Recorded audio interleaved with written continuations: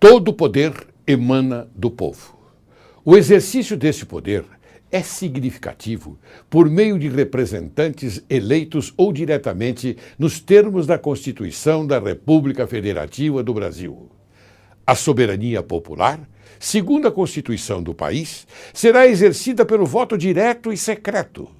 A cidadania é composta por direitos políticos emanada dos cidadãos. Só o titular da nacionalidade brasileira pode ser cidadão. As instituições jurídico-políticas no Brasil são criadas observando-se o passado colonial que, de certa forma, imprimiu alguma marca no seu estabelecimento. As instituições interferem na consolidação da ideia de cidadania no Brasil.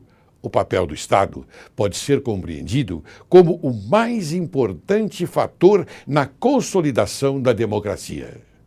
Um Estado forte, livre e independente não pode comprometer o Estado democrático de direito, ou seja, a democracia.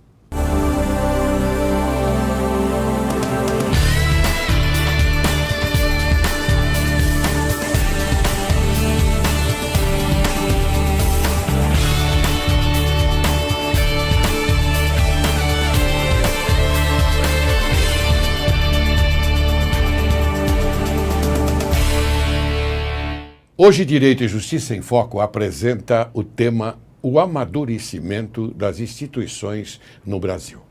E para falar desse tema, nós convidamos a melhor. Eu digo a melhor porque eu tenho por ela um grande respeito, uma grande admiração. É uma excelente professora de Direito. É uma excelente pessoa. Eu a conheço já há algum tempo. Então eu procurei, não é, fazer com que as pessoas, com que você, caro telespectador, pudesse apreciar esta matéria de uma forma verdadeira. Então, eu quero apresentar já, não é, a doutora Alessandra Devulski da Silva Tissesco. Ela é doutora em Direito Econômico e Financeiro pela Faculdade de Direito da Universidade de São Paulo, USP. Mestre em Direito Político e Econômico pela Universidade Presbiteriana Mackenzie, bem como especialista em Direito Ambiental e Desenvolvimento Sustentável pela Universidade de Cuiabá. É advogada militante no estado de São Paulo, sendo professora de Direito Ambiental e Ciência Política na graduação e pós-graduação também. Ocupa atualmente o cargo de coordenadora adjunta no curso de Direito da Universidade 9 de Julho, Unidade Memorial. Deu sua excelente contribuição intelectual na Comissão de Ensino Jurídico na OAB, Ordem dos Advogados do Brasil, Secção de São Paulo, no ano 2009 e ano 2010. Portanto, o currículo dela é extenso. Nós fizemos com que ocorresse uma diminuição, não é, para nós não perdermos tempo no sentido de ouvi-la, de ouvir esta moça que é excelente naquilo que faz.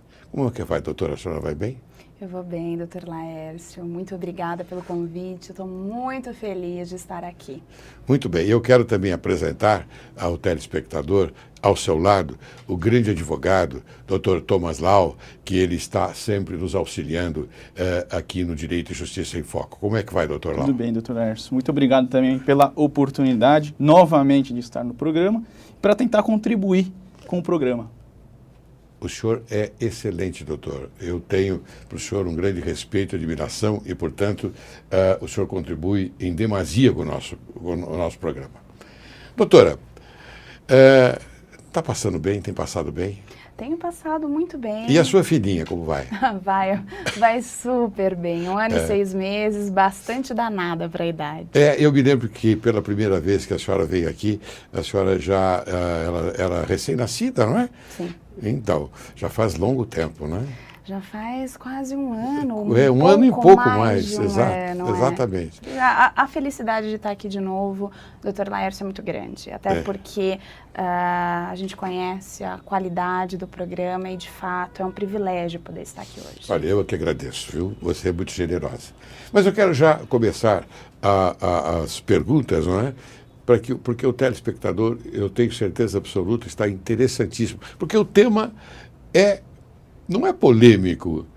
Ele é, de uma certa forma, um tema que o público, o povo brasileiro, né, diz, meu Deus do céu, o que está acontecendo com as nossas instituições? Então, eu acho que você hoje vai poder satisfazer a curiosidade desse público, tá bom? E já tem uma primeira pergunta. Qual é a diferença entre o direito político e o direito econômico? Veja, doutor Laércio, quando nós pensamos nos ramos do direito, por certo, os ramos eles têm uma mesma fonte, né? Claro. Esse ramo, todos os ramos têm como fonte o legislativo, mas o direito político e econômico são dois ramos de fato muito importantes para a construção das nossas instituições e, sobretudo, para pensar aqui na importância da figura do Estado. Quando a gente pensa na construção do direito político no Brasil, como diz um filósofo que eu gosto muito, filósofo alemão Walter Benjamin, ele diz que a verdadeira história é aquela história não daqueles que venceram, mas daqueles que perderam. E dentro do processo de construção do direito político, é importante a gente lembrar quem são aqueles que não venceram e aqueles que perderam. E aí, imediatamente, eu me lembro de como a construção do direito político no Brasil se inicia pelo alijamento de certos setores da sociedade. Obviamente que o primeiro alijamento vai acontecer já no nosso período colonial, em que você tem uma boa parcela da população que não pode escolher, né, seus representantes, até porque a gente não tem uma democracia formada, né? Ou seja, nós não temos instituições, nós teríamos quase que proto-instituições, né? Então, o nosso direito político ele vai se construindo, de fato, a partir da proclamação da República, ou seja, final do século XIX. E é interessante, é só com Getúlio Vargas, é só a partir da década de 40 Estado Novo, né? que as mulheres podem começar a votar. Então, o direito político no Brasil, ele se constrói por meio de apartamentos e por lutas desses setores para tentar fazer parte desse importante nicho, né, de contribuição para a sociedade.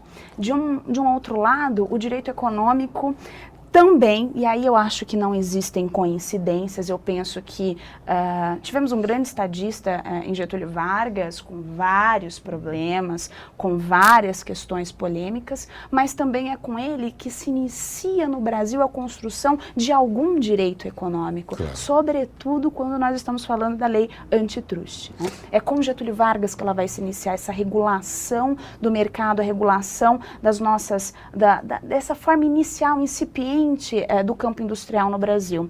Então, o direito econômico ele vai se iniciar com força no Brasil a partir da década de 30 e 40, o que também denota um certo atraso, porque até então éramos um país, ainda somos, né, de grandes latifúndios, um país baseado na monocultura, e isso era um atraso frente a todos os países no início do século XX. Enquanto todos os países corriam para se industrializar, enquanto todos os países corriam para se modernizar, o Brasil ainda estava em um momento no qual a industrialização praticamente não existia. Então, o direito econômico vai seguir essa linha. Você falou bem, você trouxe bem a lembrança do Getúlio Vargas, porque ali naquela época é que as instituições propriamente ditas, né, elas tentaram tomar força. Bom, basta dizer que foi ele quem inaugurou o sistema do direito do trabalho, não é? Foi ele. Inclusive, ele pensou, não é? Porque lá na Itália, Mussolini já tinha formalizado toda a estrutura do direito do trabalho. E ele, então, percebeu que aquilo era bom, não é? E ele trouxe essa estrutura para o Brasil. É isso, não sei se você pode confirmar, não da forma como eu me pronunciei, mas do seu entendimento. Dr. Laércio, está completamente correto. De fato, Getúlio ele vai usar uma base no direito do trabalho absolutamente italiana, e a gente sabe com os problemas do fascismo que a Itália vivia naquela época. Claro. Mas é interessante porque quando os primeiros direitos do trabalhador se incorporam na nossa legislação, eles se incorporam num momento interessante do nosso direito político, Claro. já que era sobre isso que a gente falava há pouco tempo atrás. Quando Getúlio faz a convocação da Assembleia Constituinte, isso é um detalhe histórico importante das nossas instituições. Ele cria uma inovação no Código Eleitoral da época.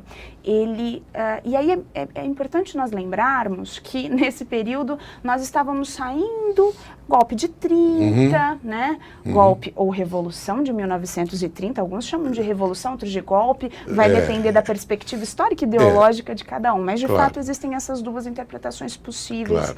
Mas Getúlio, ele vivia um momento em que era importante que ele iria, a partir de então, impor uma nova visão de Estado, aquela política do café com leite, que era aquilo que dominava o cenário político na época, né? Ou seja, haviam os grandes latifundiários, cafeicultores, e eles se revezavam no poder, e Getúlio até era a plataforma política que o faz ascender à presidência, essa promessa ao trabalhador de que ele, de fato, defenderia os interesses que até então não incorporavam a legislação brasileira. E ele cria essa inovação quando, na chamada da Assembleia Constituinte, já em 34, do voto sindical, né? Ou seja, o chamado voto, na verdade, classista. Por quê? Ele cria uma cota, né? Nós falamos tanto de cota hoje em dia, né? Mas ele já cria naquela época uma cota porque sabia que os representantes dos trabalhadores, que de uma forma geral estavam incorporados às instituições sindicais, jamais conseguiriam se eleger. Então ele cria uma cota. Alguns desses deputados, alguns desses constituintes seriam necessariamente representantes sindicais. E são eles os elementos fundamentais na Constituinte para permitir que esses direitos, então, pudessem incorporar àquela Constituição. Então, existe uma intervenção direta de um político, de um estadista com uma visão nova, de fato, uma visão transformadora, uma visão que se impunha e que se opunha àquilo que até então se colocava. E, ao mesmo tempo, uma visão extremamente intervencionista de pensar que o próprio processo político por si seria lento demais diante das demandas de modernização do Estado brasileiro e diante também daquelas demandas de se proporcionar ao trabalhador condições dignas no trabalho, né? Condições dignas laborais. Então, o voto classista é aquilo que vai permitir, mas é sempre bom lembrar, não foi um voto ganhado nas urnas por meio de manifestação, e esse é um fator importante, é algo que foi concedido, e isso infelizmente é algo que se coloca reiteradamente na história das nossas instituições. Muito bem. Bem, isso aqui foi uma aula para nós, viu, doutora? E, inclusive, o seguinte, esta sua colocação, essa sua explicação não estava no nosso roteiro, não é? Olha que maravilha. Eu disse, a doutora Alessandra, ela é excelente, ela é possuidora de uma cultura, um volume cultural muito grande, e ela conhece a matéria. Ela é uma estudiosa. É o que eu digo, nós aqui procuramos trazer no Direito e Justiça em Foco pessoas deste quilate, desta qualidade. E eu também aprendo, viu, doutora Alessandra? É verdade, aprendo muito. Bem, eu queria agora que perguntar a você o seguinte. As instituições deste país preenchem as expectativas da sociedade brasileira? Doutor Laércio, eu diria... Eu gostei desse seu... sua respiração e seu suspiro. É porque o que vem é, de fato, algo que eu tenho certeza que incomoda a mim, incomoda também a sociedade como um todo. Não. Ela não atende às expectativas, mas, ao mesmo tempo, é importante lembrar que uma grande parcela da população sequer tem acesso a poder pensar em que expectativas deveria ter. Alguém que está preocupado em sobreviver, em manter a sua família, em comer algo no dia seguinte, não é alguém que, de fato, vai se importar e vai se colocar dentro dos processos políticos em voga. Eu acho que as instituições no Brasil melhoraram muito. E isso é uma questão, é um fato histórico importante e a gente precisa reconhecer isso, né, de que andamos bem, mas que ainda existem muitos setores nos quais nós precisamos caminhar mais e de forma bem melhor. Mas algumas instituições, isso é importante dizer, têm um caráter hoje no Brasil, um caráter mais democrático, e eu diria que isso aconteceu com muita alegria no Judiciário. O Judiciário hoje faz parte de uma das instituições republicanas no Brasil, das mais fortes, das mais bem consolidadas, porque se permite, de uma forma geral, reconhecer os seus próprios erros e cria mecanismos de correção e de fiscalização. Isso em qualquer república no mundo é fundamental, em qualquer democracia que queira se consolidar no mundo, isso é fundamental. O Judiciário tem dado um exemplo, sobretudo na criação do Conselho Nacional de Justiça, na implantação de algumas medidas de fiscalização e de preocupação com a prestação de serviço que vai ser dada a essa população. Portanto, eu acho que o Executivo e o Legislativo têm muito a aprender com o Judiciário.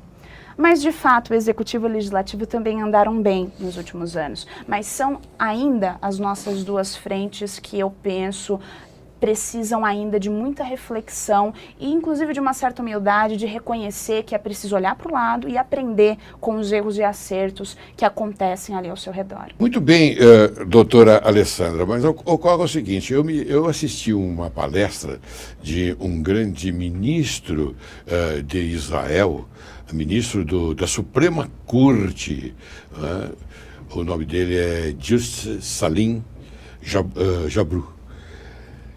E ele explicou para nós, ouvintes, dizendo o seguinte, que lá em Israel, o jurisdicionado, ele pode ingressar com uma petição no Supremo Tribunal Federal, de lá, no Supremo Tribunal, não precisando passar por instâncias anteriores. Olha que coisa linda. Qualquer problema que ele tem, ele pode fazer, o jurisdicionado pode chegar à Suprema Corte. Como é que é isso? Olha, doutor... Fazendo uma comparação com o Brasil, por favor. Israel é um país de uma construção cultural, até uma construção legal absolutamente diferente do que nós assistimos no Brasil. Eu acho que qualquer medida, qualquer intervenção que facilite o acesso à justiça do cidadão é uma medida que deve ser vista com muito apreço, claro. Sempre. O judiciário precisa, assim como as instituições de uma forma geral, o executivo, o legislativo, precisam não se colocar de uma forma apartada da sociedade. São instituições que fazem parte da sociedade e esses cidadãos precisam se sentir à vontade para se utilizar dessas instituições em seu favor e a favor da construção da sociedade na qual vivem. Mas no Brasil, a nossa Corte Suprema ela tem uma outra composição, uma outra característica constitucional, além da questão dos recursos, da questão hierárquica também, claro. As matérias de competência para a nossa Suprema Corte estão todas dispostas na Constituição e não prevêem essa possibilidade de que questões que não sejam atinentes a grandes temas da República, que elas possam ser apresentadas ao STF. E hoje o STF já vive um problema gravíssimo, assim como todas as nossas cortes superiores de uma forma geral, né? Claro. Todos os nossos tribunais superiores, de um acúmulo imenso de processos. Só que, ao mesmo tempo, isso precisa também ser gerido, né? Por essa instituição. É preciso se colocar novas soluções para se diminuir o número das demandas ou mesmo facilitar essa tramitação para que essa tramitação ocorra de forma mais célere. Mas eu acredito que todas essas medidas que facilitam, né, esse contato do jurisdicionado, do cidadão com as cortes são sempre boas atitudes. Muito bem, muito bem. Eu fiz essa menção porque eu fiquei maravilhado com as palavras desse homem brilhante que é, e por isso que eu quero prestar a mim, o Direito e Justiça em Foco, presta uma homenagem a esse grande mestre, que é um dos ministros da Suprema Corte de Israel, Dr. Justice Salim Jabru. Parabéns também à comunidade israelita. Muito bem. De que modo as instituições jurídicas políticas do Brasil são criadas? O nosso passado colonial imprimiu alguma marca no seu estabelecimento? Quero que você, por gentileza, dê uma enxugada na resposta para nós passarmos logo em seguida ao intervalo e logo após, então, continuarmos. Doutor Laércio, as instituições no Brasil, elas têm um início no nosso passado colonial, de fato um início na qual você deve pensar em proto-instituições, né? Interessante porque quando a gente ouve falar do nosso início enquanto Estado, né? E de fato não éramos ainda na época das capitanias hereditárias, Portugal ele faz praticamente uma doação, obviamente com algumas restrições a alguns capitães donatários. Esses capitães donatários eram comerciantes em Portugal, faziam parte de uma pequena nobreza, enfim, eram pessoas de posses no Velho Mundo e que vêm para o Brasil com uma promessa de obtenção de lucros exorbitantes. Só que, ao chegar ao Brasil, eles descobrem que o território é imenso, é continental e é inadministrável, é impossível. Então, se inicia um processo de desfragmentação, né? E o que vai acontecer? Os capitães donatários, eles vão fragmentar, né, na verdade, esses territórios e vão começar a fazer a doação das sesmarias. São as sesmarias o início daquilo que a gente entende por latifúndio hoje, ou seja, o latifúndio vai se iniciar no quê? Numa falta de organização da metrópole em como administrar esse território imenso e de como obter lucro com ele, né? E é aí que vai se iniciar uma necessidade de criação de instituições, ou pelo menos de agentes do Estado, para fazer a promoção da organização de todo esse fluxo de mercadorias, no início o pau-brasil, depois o açúcar e assim por diante, né? Infelizmente, sempre produtos primários, né? Infelizmente, são a marca, né, do Brasil. Mas é que a gente não conseguiu suplantar até hoje. Mas o que vai acontecer?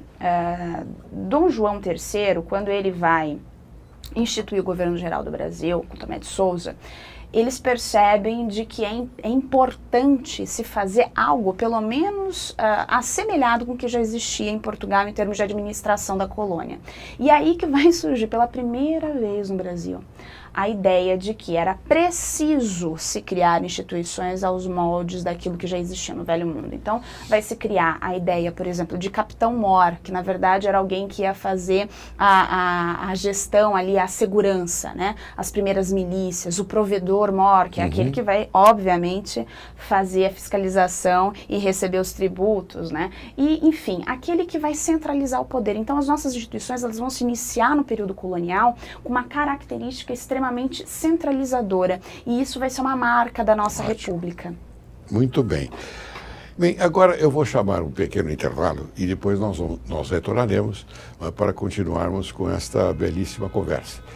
Você aguarde, retornamos logo, tá?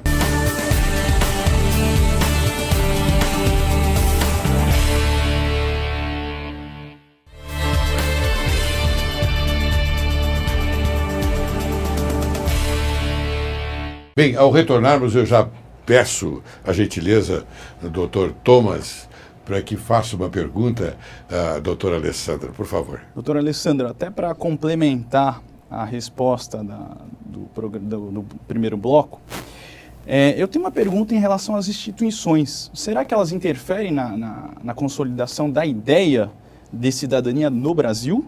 Essa é a primeira pergunta. E se tivemos, de fato, cidadãos de segunda classe em nossa história? Essa seria a minha segunda pergunta. Bem, doutor Thomas, obrigada pela pergunta, porque a sua pergunta me levanta uma questão que eu acho que é de profunda relevância.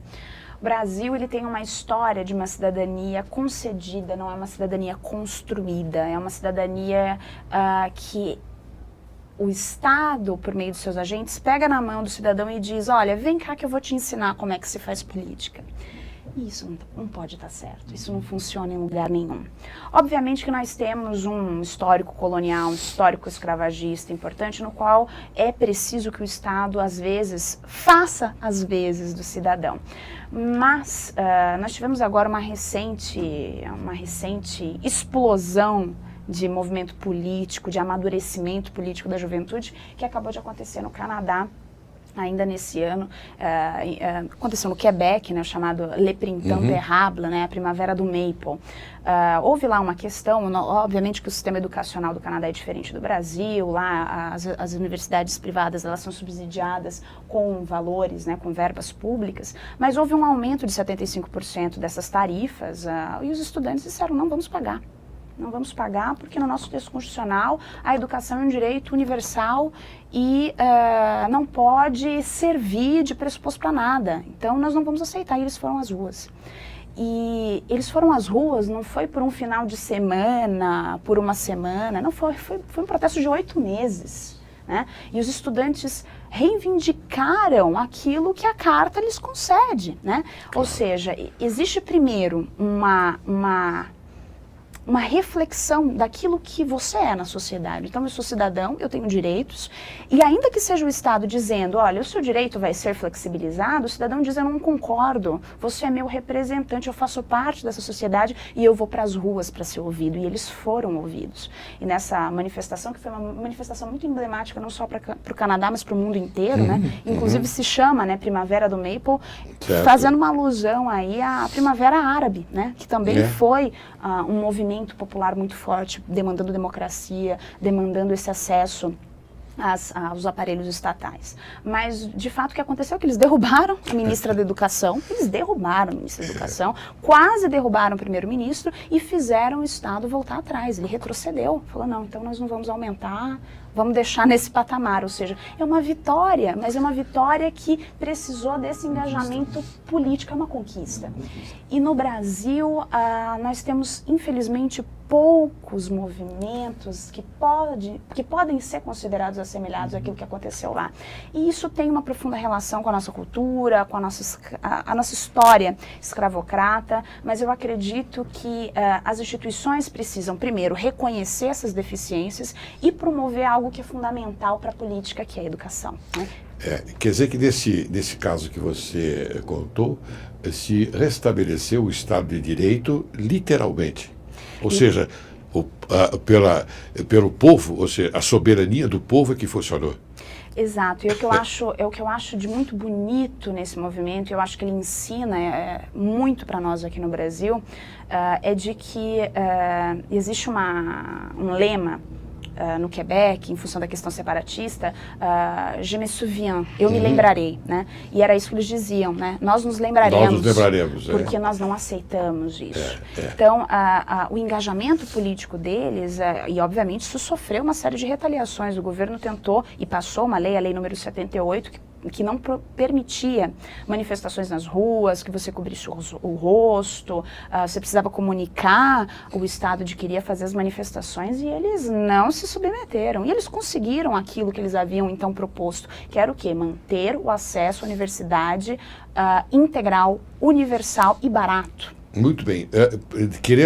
Lembrando novamente o mestre de Israel da Suprema Corte, ele diz o seguinte, eu ouvi dele, ele diz o seguinte, que num caso como este, basta uma petição à Suprema Corte, que a Suprema Corte imediatamente cancela aquela resolução, aquela portaria ou coisa parecida. Veja só, não havia necessidade de ir às ruas, bastava simplesmente uma petição, uma postulação à Suprema Corte, que a Suprema Corte definiria a situação. Foi o que eu ouvi desse grande mestre que nos ensinou o que é civilização. No Canadá, de fato, esse foi um caminho que não foi dos mais felizes, o sistema deles mas não deu certo. E deu certo. certo. Eu acho que é algo muito emblemático para nós aqui, porque nós também temos diversas falhas no sistema educacional e precisamos tomar pé da situação que se encontra a educação pública no Brasil e, de fato, tornar essas reivindicações prioritárias no campo político e no campo da atividade cívica. Doutora, então quer dizer que nós precisamos aprender muito ainda, né? Sempre, doutor, sempre. Eu tenho aqui uma outra pergunta a você. O papel do Estado pode ser compreendido como o mais importante no mais importante no sentido do fator na consolidação da democracia, ou um Estado forte poderia comprometer a própria democracia? É uma pergunta difícil, doutor Laércio. Veja, eu acho que a gente poderia aqui dividir em duas frentes essa análise. Uhum. A primeira questão aqui que eu acho que é importante lembrar é que nós vivemos uma construção hoje de uma política e de uma economia pautada sobre os princípios do neoliberalismo. E no neoliberalismo, ou pelo menos no liberalismo clássico, o Estado não deve intervir, o mercado se autorregula, os atores e os sujeitos econômicos vão resolver todas as questões, e questões como, às vezes as questões prioritárias do cidadão vão ser resolvidas pela iniciativa privada. A história nos mostrou que isso é falso, que Adam Smith de fato tinha diversos problemas na sua teoria. Enfim, houve uma consolidação desses problemas no próprio crash da Bolsa de Valores em 29, e a própria ideia de Estado mudou a partir da década de 30. Então, hoje não é mais possível se pensar num Estado que não intervém diretamente na economia e na consolidação das suas instituições. O Estado é hoje o grande pilar de desenvolvimento de uma sociedade. Agora, é claro que um Estado com tanta força assim é um Estado que pode exacerbar, exagerar e às vezes se desviar das suas funções. E isso não só já aconteceu no Brasil, já aconteceu no mundo inteiro, né? A gente pode aqui lembrar rapidamente do exemplo da Alemanha hitlerista, ou mesmo pensar na época da nossa ditadura, ou do próprio Estado Novo getulista, né? Para não ficar parecendo que Getúlio só tem um lado bom. Só tem um lado né? bom, e tem um lado ruim também, claro. Nós tivemos no Brasil períodos nos quais o Estado se arrogou uma função de dizer aquilo que o cidadão deve pensar, quais são as suas reflexões, aquilo que ele entende que deve ser certo ou errado. E essa relação de cima para baixo não pode funcionar quando a gente pensa em um Estado democrático de direito. Esses valores, esses princípios, eles precisam emanar da população e chegar até o Estado. O Estado precisa representar esta nação. Então, o Estado forte hoje, sobretudo nos países latino-americanos, países que tiveram uma industrialização extremamente tardia, que na sua maior parte ainda são países exportadores de produtos primários, de baixo valor agregado, com vários problemas nas suas estruturas, em termos educacionais, de saúde, até de saneamento básico. Segurança, né? E de segurança, que aqui em São Paulo é uma questão premente, uma questão que preocupa a todos, né? E que é uma questão extremamente ligada também à falta de educação, à falta de desenvolvimento econômico, de oportunização para essas pessoas de ter uma vida digna. Isso nos mostra que o Estado precisa sim ser forte. Eu acho que tanto na teoria do Estado, em termos jurídicos e em termos políticos, é preciso se consolidar a ideia de que os chamados países de capitalismo desenvolvido, né, alguns países da Europa, não da, né, a Europa do Leste, que hoje vive problemas gravíssimos, né, o quintal da Europa vive problemas tão graves quanto a América Latina, mas países como os Estados Unidos, o Canadá, a França, a Alemanha, são países que hoje conseguem gozar de certos benefícios porque em determinados momentos cruciais de sua história tiveram um Estado muito forte, um Estado interventor, e isso não aconteceu no Brasil. Quer dizer que o Estado não pode se omitir dessa parte, ele tem que agir. Ele tem que agir e ele tem que em benefício da sociedade. Sim, sempre em benefício da sociedade, não em benefício de determinados grupos. E essa é uma questão, sociedade. Essa é uma questão importante, porque durante os primeiros anos da nossa República, nós tivemos um Estado forte. Claro. Um Estado que subsidiava, um Estado que fazia intervenções em prol do setor cafeicultor. Né? O Estado de São Paulo tem um exemplo, inclusive, interessante. Ele fez um empréstimo, né? O Estado de São Paulo para subsidiar o café em um determinado período. Né? Hoje, por exemplo, isso não é possível. Só a União pode contrair empréstimos em nível internacional. Mas até isso já foi feito. Ou seja, o Estado era interventor, mas para determinados setores da sociedade. Isso não é democrático, isso não é republicano, e isso não pode ser considerado uma ação estatal legítima. Então, em termos gerais, hoje, nós precisamos resgatar o velho conceito de Estado, que é aquele representante que intervém para diminuir as desigualdades sociais e desenvolver economicamente e culturalmente a sua sociedade. O Estado tem que ser interventor. Nós sabemos que o discurso neoliberal da Escola de Chicago é um discurso hoje absolutamente ultrapassado, que não deu certo, que não funcionou em nenhum país latino-americano. Portanto, nós precisamos criar um modelo novo no qual o Estado forte precisa voltar. Muito bem.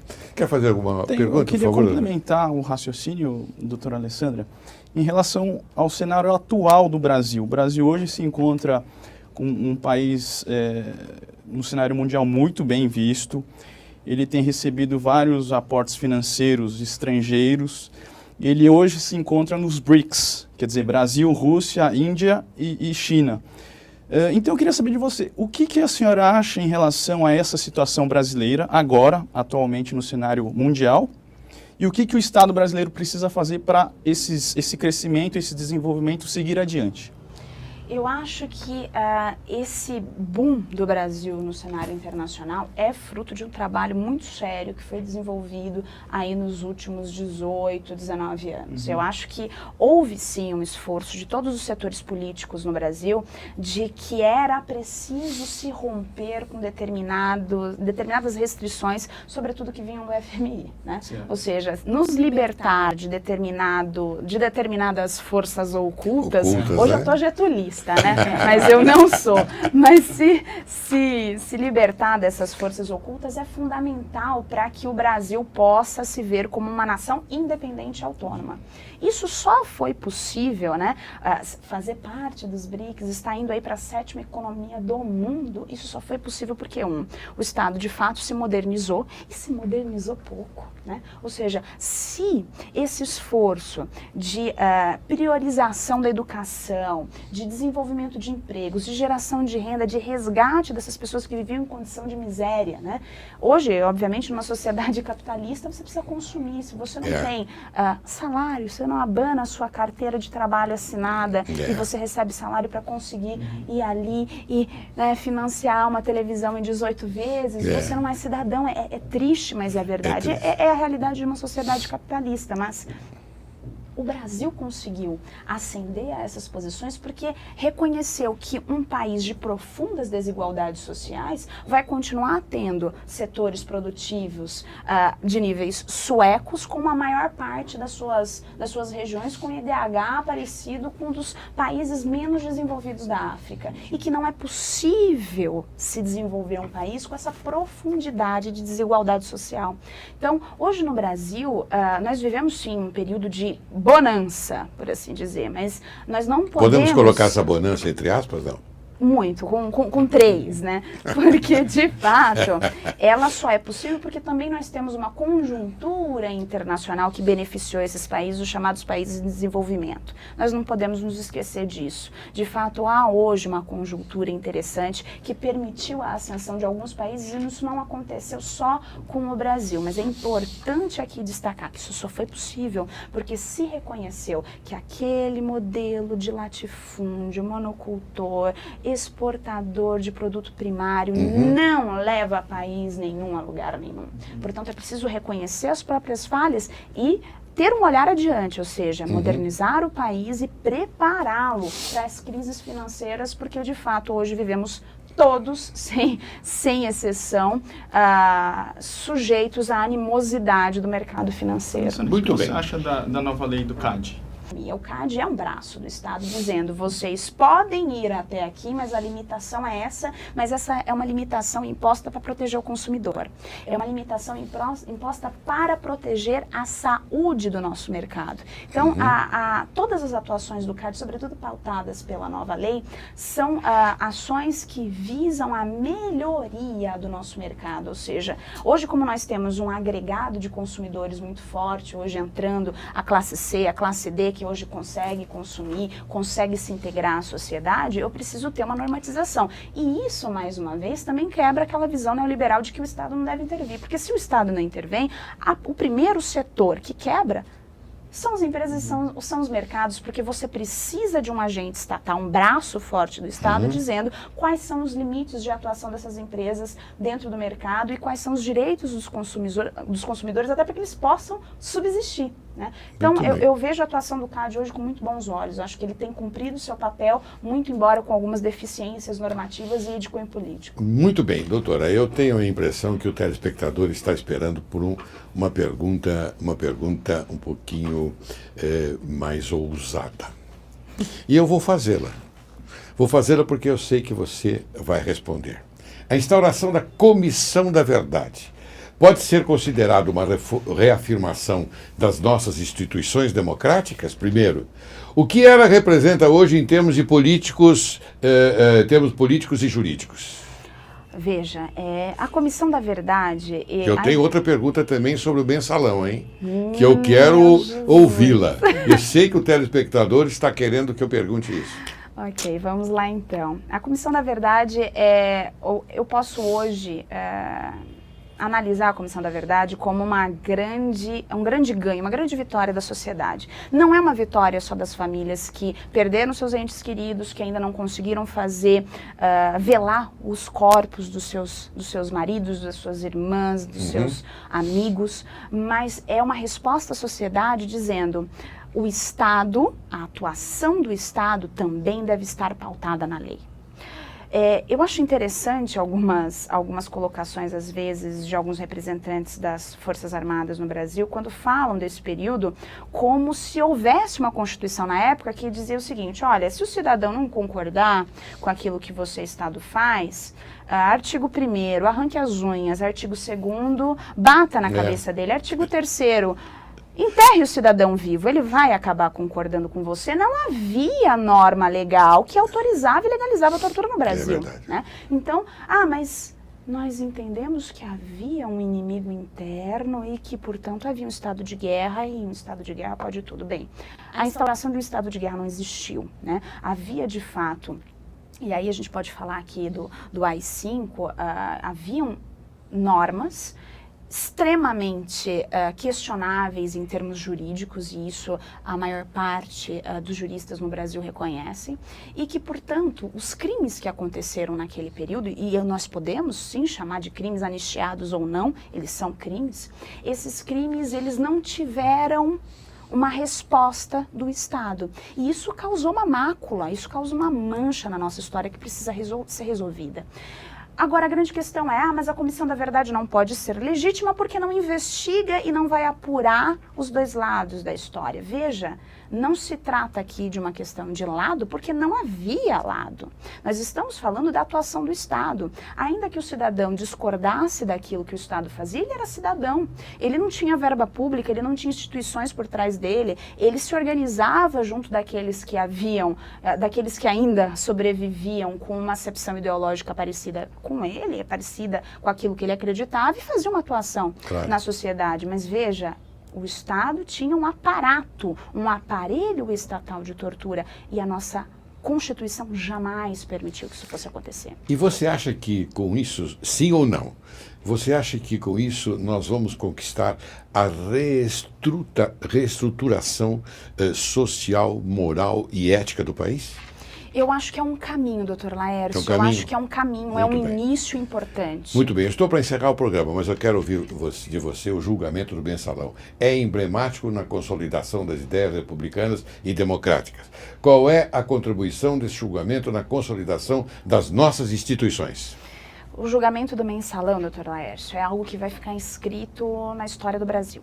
Né? Ele tem tantas acepções no campo político e no campo jurídico que, de fato, nós precisaríamos de um programa só para falar dele. Mas vamos, sim, você já está convidado para falar.